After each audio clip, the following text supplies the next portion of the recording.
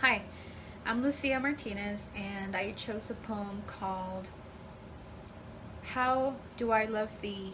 Let Me Count the Ways, written by Elizabeth Barrett Browning.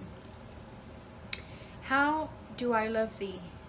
Let me count the ways.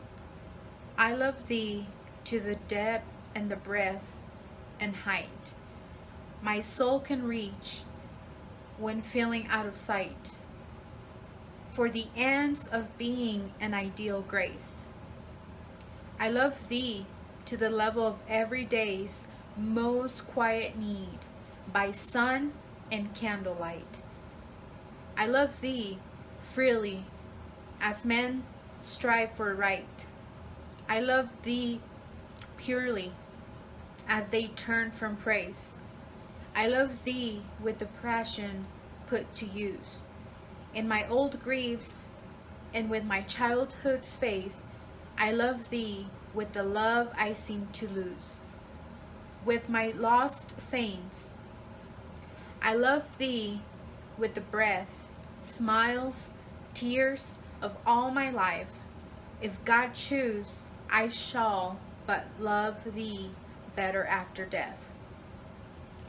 In lines 3 and 4, Browning uses assonance by repeating long E, vowel sounds in words like reach, feeling, being, and ideal. This repeated long vowel sound gave the poem a peaceful and glowing value to the poem, and it also reminded me of what the speaker called her beloved thee. Browning also uses visual image in line 2. I love thee to the depth and breadth and height. This line gives the reader a visual representation of the endless love in all sorts of directions for how wide, how deep, and how great her love was for this man. This poem also describes the visual image when Browning wrote line 6, most quiet need by sun and candlelight.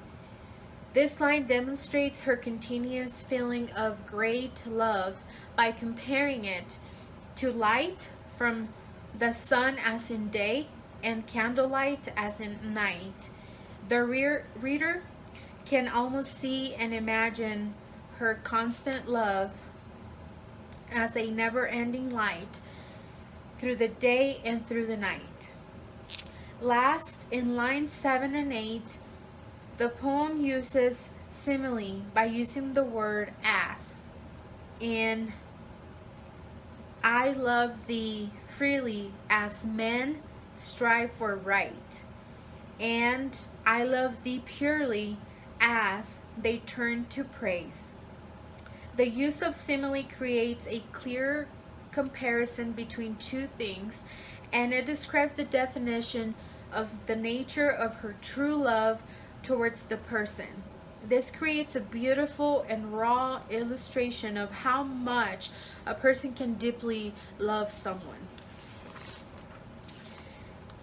While looking more into who wrote the poem, I found out quite a bit of history from the writer. Elizabeth Browning was the writer of this poem, and it is said that she wrote this poem for her husband. I found it impressive, and it made me think of all the poems that have been written in the past. They must have a significant meaning behind them. I think poetry may not be so bad after all. When you truly take the time to read and create poetry, it evolves into a free area of imagination and powerful meaning. Thank you.